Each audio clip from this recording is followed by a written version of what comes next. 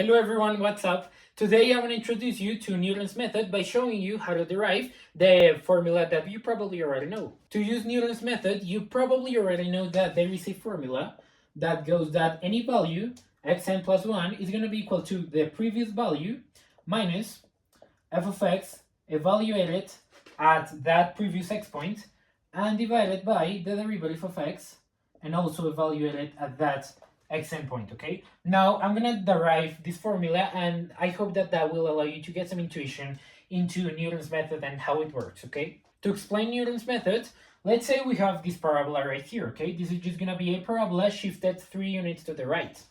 Now let's assume that, well, you don't know how to factor quadratic polynomials and you're gonna use Newton's method to find for what x value this parabola will be equal to 0. Okay, and that is, well, you want to find, you want to solve this equation. Okay, you want to find for what x value this expression will be equal to 0. Okay, now it is pretty easy to see, like, written in this form, but this is a very good example to show what Newton's method is all about. So the first step in Newton's method is to choose an initial guess. Any guess that is reasonable to say that it probably provides a close solution to this equation right here, or the equation that you're concerned about. So in this case, we know that 3 would solve this equation. And, well, I'm going to say that 4 is a number that is close to 3. So my initial guess will be 4, okay? So let's just say that, I don't know, let's just say that 4 is here. So this would be my x naught value, and this would be equal to 4, okay? Now, this would be the first step in Newton's method. You will choose an initial guess, okay? And you will call that x choice, that x value that you guessed, you will call it x naught, okay? Now, the next thing is to find the tangent line for this graph at x naught, okay? Now we know that if we graph this tangent line, it would look something like this, yep. And now we know that, well, this tangent line would cross all the way the x-axis, okay? This tangent line, if you graph the entire thing, it will cross the x-axis, okay? And that is something that is very important because the x value where the tangent line for x naught crosses the x-axis, and that is, well, the root for this tangent line will be the second x value that we're going to use. So wherever this root is, well, we're going to say that this is going to be x1, okay? This is going to be the second x value that we care about. Now you can see that it is pretty cool that if you evaluate if you find the tangent line at x1 for this parabola right here, you can imagine it. I should write it. So it's going to be a point over here. And you can see that this point, well, it's very close to the real value for which this parabola equals 0, okay? The tangent line would look something like this. And you can see that the second point that we would have, and I'm going to do that in blue too, would be here, okay? This would be, not the second point, I'm sorry, the third point. This would be the third point that we have. And this point, if you once again evaluate the tangent line at that point, you can see that the tangent line will probably cross this portion right here of the graph. And if you find how much that x value is, where the third tangent line crosses the x-axis, well, you just found the value for which this parabola equals 0, okay? And you solve this equation, okay? That is the main logic behind Newton's method graphically, okay? In a graph, well, you can see that every tangent line will bring you closer to the real x point that satisfies this equation, okay? Now, what if we do the algebra? Well, to play the algebra, to see what happens with Newton's method, with symbols and formulas, the first thing that we want to do is we want to see what happens with two sets of points in this graph over here. So now we know we have a first set of points, which is going to be, I'm gonna call it like this. So we know we have x naught, comma, y naught. This is going to be the first set of points. And we know we also have x1, comma, y1, okay? Now, although we could assign some values for x naught and y naught, we could do that. I'm not going to do it because I want to keep it in variable notation. So we can derive, this formula right here. And now, something that I do want to do is I do want to assign some values for x1 and y1, okay? Because no matter what you do, these values, well, there's gonna, for this how should I call it, this second set of points, in Newton's method, you're always gonna have the n set of points and the n plus 1 set of points, okay? That's one way in which you could see it. So the first set of points, which is n equals 0, and well, n plus 1, 0 plus 1 would give you 1. So in the first set of points, well, you're not going to change anything just yet if you're deriving the formula. But in the second set of points, you're going to say the following.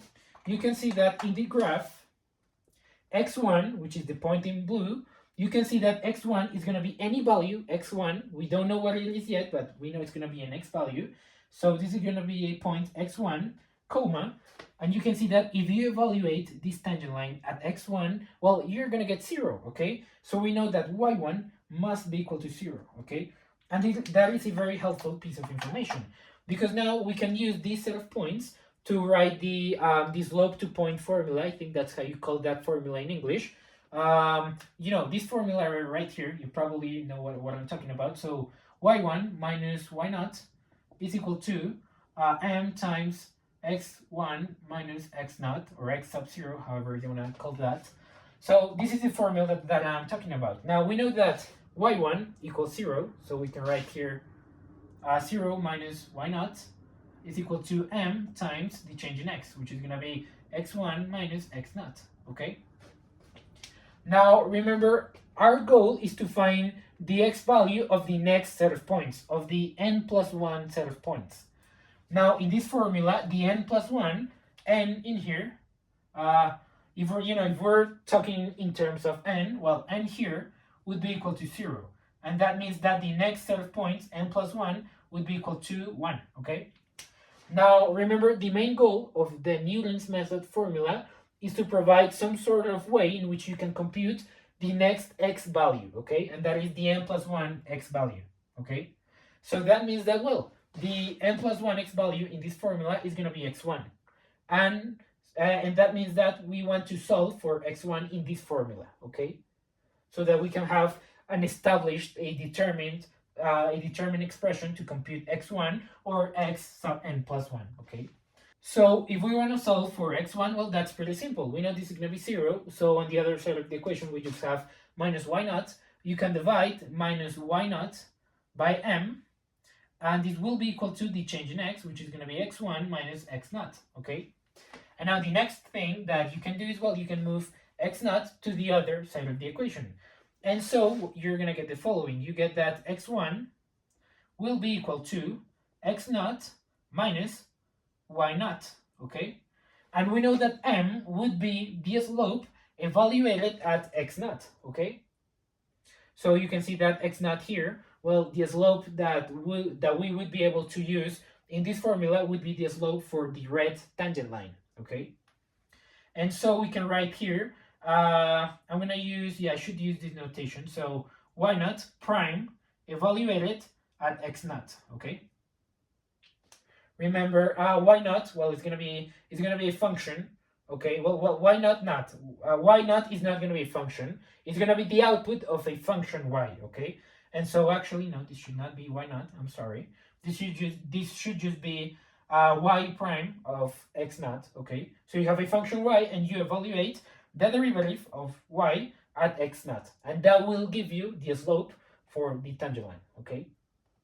Now, now I think you can see that on the left-hand side of the equation, we have the n plus 1 x value, and on the right-hand side of the equation, well, this entire expression is only in terms of xn, okay, x sub n, which is what we have here. We have 0 as our n value, and n plus 1 equals 1.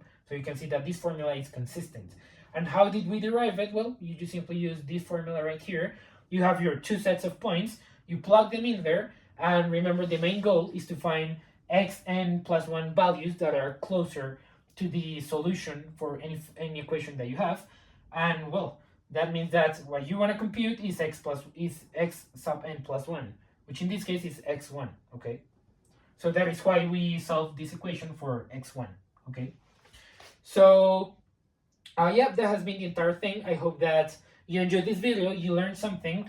Newton's method is really helpful, okay? Newton's method is super helpful because it's probably one of the only ways in which you can solve very hard equations in very few steps. you're gonna see that I'm gonna upload, more examples using this method, and you're gonna see that this formula is really easy to use and it's very practical. You don't really need to, write too many algebra to compute the value, to compute the solution for an equation, and that is really helpful. If you have a, I don't know, a 7th-degree polynomial, that is very hard to solve, and sometimes the only way in which you can do it is by using Newton's method, okay?